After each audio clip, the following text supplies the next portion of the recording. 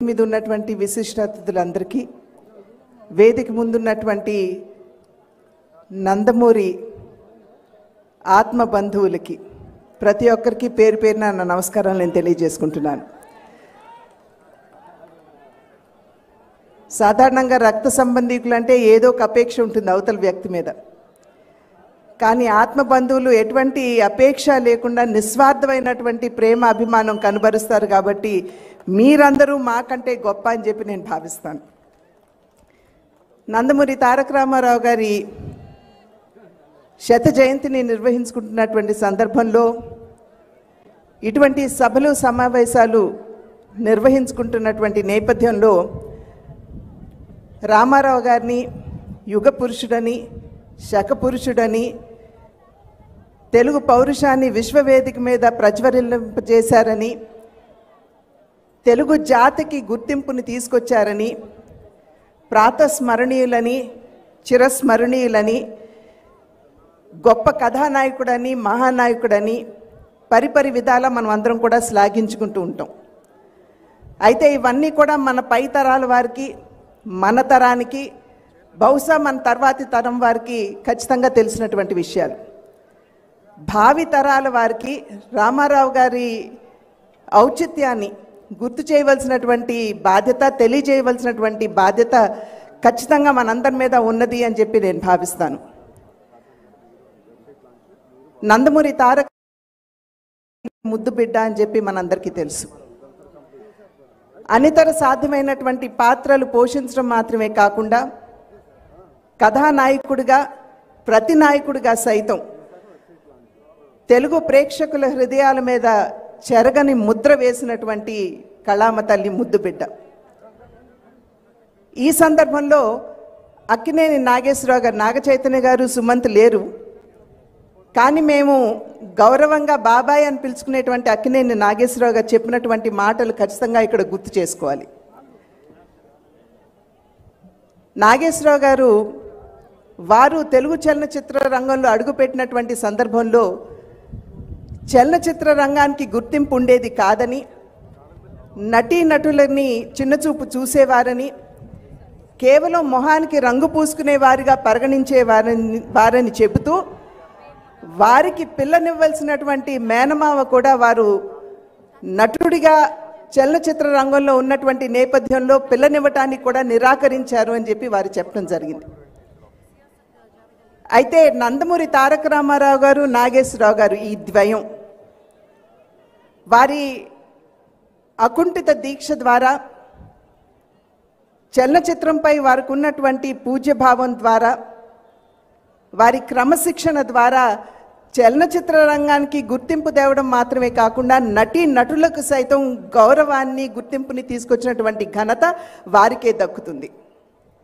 కనుక ఈ తరం నటీనటులు మాత్రమే కాకుండా రాబోయే తరం నటీనటులు కూడా వారిని గుర్తిస్తూ పూజ్యభావంతో గుర్తించుకోవాల్సినటువంటి అవసరం ఉన్నది అని చెప్పి నేను గట్టిగా భావిస్తాను. ఆ తర్వాత నందమూరి తారక రామారావు గారు రాజకీయ ప్రవేశం. అప్పటి వరకు కూడా పదవి అన్నది కేవలం అధికారం చలాయించడానికి మాత్రమే అన్న భావన ఉన్నటువంటి పరిస్థితుల్లో పదవి ద్వారా సంక్రమించినటువంటి అధికారాన్ని సేవ చేయడానికి వినియోగించుకోవచ్చు అనేటువంటి ఒక సరికొత్త నిర్వచనాన్ని రాజకీయాలకి పలికినటువంటి మహానేత నందమూరి తారక రామారావు గారు. ప్రజాహితే హితం రాజ్ఞః, ప్రజానాంచ సుఖే సుఖం, నాత్మ ప్రియం హితం రాజ్ఞః, ప్రజానాంచ సుఖే సుఖం అని చెప్పి మన పెద్దలు చెప్పారు. అంటే దీని అర్థం ఏమిటంటే పాలకుడు అనేటువంటి వాడు తనకి నచ్చినది, తనకి ఆమోదయోగమైనటువంటి పనులు చేయరాదు. ప్రజలకి ఏదైతే మంచి చేకూరుస్తుందో, ప్రజలు ఏది ఆకాంక్షిస్తారో ఆ పనులు చేయాలి అని చెప్పి పెద్దలు ఏదైతే చెప్పారో నందమూరి తారక రామారావు గారు తూచా తప్పకుండా పాటించారని చెప్పి నేను గట్టిగా విశ్వసిస్తాను.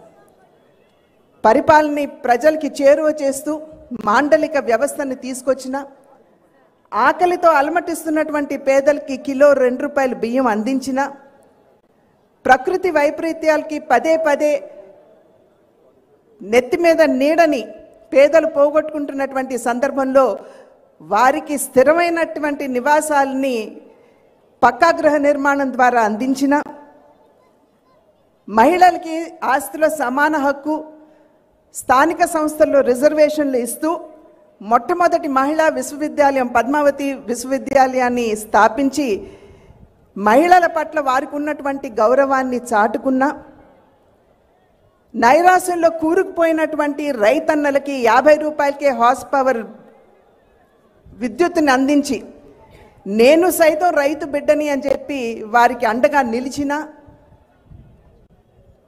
హంద్రీనీవా, గాలేరు నగరి, తెలుగు గంగా వంటి ప్రాజెక్టుల ద్వారా రాయలసీమ దాహార్తిని తీర్చిన, ఇవన్నీ కూడా రాజకీయాలకు వచ్చిన తర్వాత నిజంగా ప్రజాసేవ ఎలా ఉంటుందో చవిచూపినటువంటి వారు నందమూరి తారక రామారావు గారు.